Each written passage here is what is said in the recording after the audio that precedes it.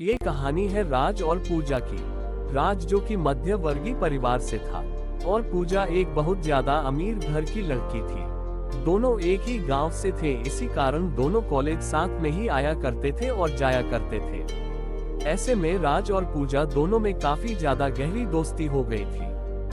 दोनों में काफी ज्यादा दोस्ती होने के कारण दोनों एक अच्छे दोस्त बन गए थे, लेकिन दोनों ने आपस में कभी भी प्यार की बातें नहीं की थी। मतलब कि कभी दोनों एक दूसरे को ज़ाहिर नहीं किया था कि वह एक दूसरे को प्यार करते हैं। धीरे धीरे इनकी दोस्ती और गहरी बनती गई और इन दोनों को दोनों के साथ रहने की आदत हो चुकी थी और दोनों कभी भी अलग नहीं रह सकते थे। धीरे धीरे राज को पूजा से बेइंतहा प्यार हो गया था, लेकिन पूजा को इस बारे में नहीं पता थे। पूजा हमेशा चाहती थी कि वह एक विदेश में रहने वाले लड़के से शादी करेगी जो बहुत ज्यादा अमीर होगा, लेकिन राज एक मध्यम वर्ग परिवार से था। इसी कारण से पूजा हमेशा से ही चाहती थी कि वो हमेशा अमेरिका में रहने वाले लड़के जो बहुत ज्यादा कमाते हैं, मैं उन्हीं से शादी करूंगी और उनके साथ पूरी जिंदगी भर खुश रहूंगी। धीरे धीरे समय बीतता गया। पूजा की शादी की उम्र हो चुकी थी। उनके माता पिता भी उसके लिए लड़के ढूंढने की तैयारी कर रहे थे। जैसे ही एक दिन पूजा राज से कहती है कि मेरे घर वाले मेरे लिए लड़का ढूंढ रहे हैं, तो उसके बाद राज के पैरों तले जमीन खिसक गई, क्योंकि राज पूजा से बेइंतहा प्यार करता था। लेकिन राज पूजा के मन की बात को नहीं जानता था कि पूजा तो हमेशा से ही अमीर लड़के से शादी करना चाहती थी। राज की पूजा से शादी नहीं हो सकती थी, इस कारण से राज चुप ही रहा और जो हो रहा है उसे होने दिया। फिर एक दिन पूजा के माता पिता की नजर पीयूष पर पड़ी, जो कि अपनी नानी के यहाँ आया था। पीयूष जो बहुत अमीर था और अपने परिवार के साथ अमेरिका में रहता था, किसी बड़ी सी कंपनी का मैनेजर है। वो इतना कमाता था जितना राज 2 महीनों में कमाता, उतना पीयूष एक दिन में कमा लेता था। राज को पूजा के जाने का गम सताने लगा और वह चाह कर भी इस बात को नहीं बोल सकता था कि पूजा मैं तुमसे कितना प्यार करता हूँ। उस तरफ पूजा और पीयूष की धीरे धीरे शादी की बात फाइनल होने लगी थी कि पूजा और राज के बारे में काफी लोगों को पता था कि ये दोनों हमेशा साथ में रहते हैं, हो सकता है कि दोनों की शादी एक साथ हो। एक दिन पूजा राज से कहती है कि मेरी तो शादी होने वाली है, क्या तुम अपनी शादी नहीं करोगे? राज कहता है कि मेरा अभी शादी करने का कोई इरादा नहीं है, पहले तुम कर लो, उसके बाद मेरा मन होगा तो मैं बाद में शादी कर लूंगा। जैसे जैसे पूजा की शादी के दिन नजदीक आ रही थी, वैसे वैसे राज का जीना मुश्किल होने लगा था। वह अपनी प्रेम कहानी के बारे में किसी से कुछ नहीं कहता था। राज सब कुछ समझ गया कि पूजा की शादी फिक्स होने वाली है, और राज मन ही मन अपनी औकात पर पछतावा कर रहा था कि अगर मेरे भी औकात होती तो मैं पूजा से तुरंत शादी कर लेता। जैसे ही पूजा की शादी फिक्स हो गई थी, उस दिन राज रात भर नहीं सोया था। वह रात भर अपने बिस्तर में रो रो कर अपने प्यार को याद कर रहा। राज सोच रहा था कि मैंने प्यार भी किया तो ऐसा प्यार किया कि उसे बता भी नहीं सकता हूँ। इसके बाद राज फिर सुबह उठकर पूजा के घर चला जाता है। दोनों की शादी में महज कुछ ही दिन बाकी थे। पूजा अपनी शादी को लेकर बहुत ज्यादा खुश थी। इधर पूजा अपनी जिंदगी को लेकर नए नए सपने देख रही थी। अब तो वह दिन भी आ गया, पूजा के सगाई हो रही थी।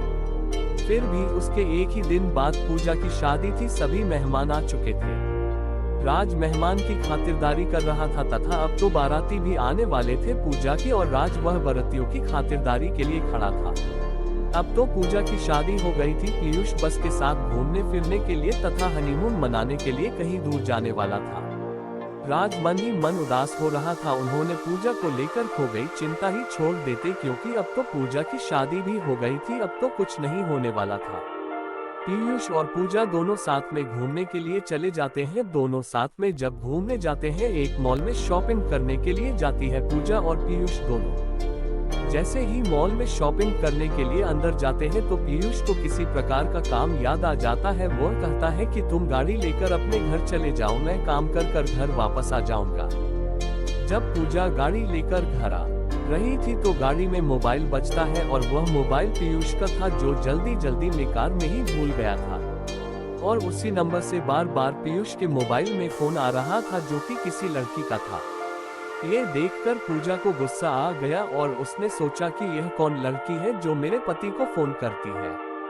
पूजा गुस्सा से फोन उठाती है, वैसे ही फोन उठता है उधर से आवाज आती है, जानू तुम कहाँ हो, लग रहा है मुझे छोड़कर कहीं चले गए हो या तुम्हें कोई दूसरी मिल गई है, अब तो तुम मुझे फोन भी नहीं करते हो। ये सुनकर पूजा को बहुत ज्यादा गुस्सा आ जाता है, फिर पूजा फोन काट देती है। जैसे ही पूजा फोन करती है वह बहुत ज्यादा गुस्से में होती है, वह गाड़ी इधर उधर और बहुत ही स्पीड चलाने लगती है।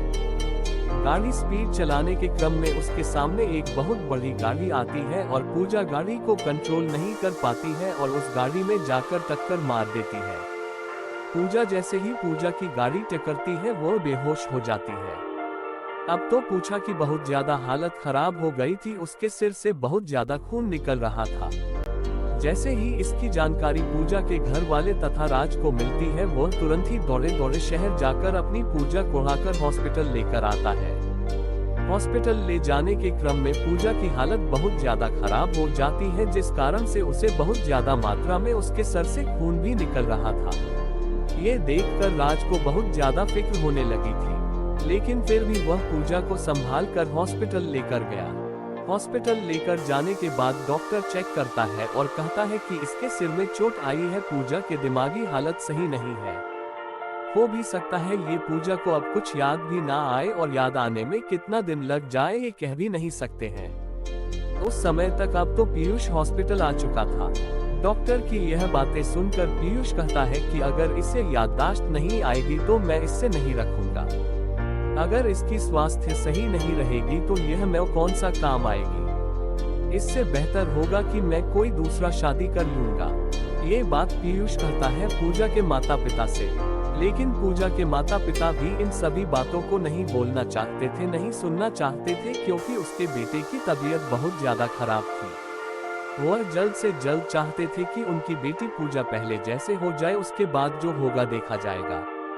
इतना कहते पीयूष कहाँ चला जाता है और कहता है कि अगर इसकी तबीयत और इसकी दिमागी हालत पूरी तरह से सही हो जाए तो मुझे बता देना। और साथ में पीयूष ये भी कहता है कि अंग्रेज की दिमागी हालत सही नहीं हो रही होगी तो मुझे मत बताना, मैं दोबारा शादी कर लूंगा।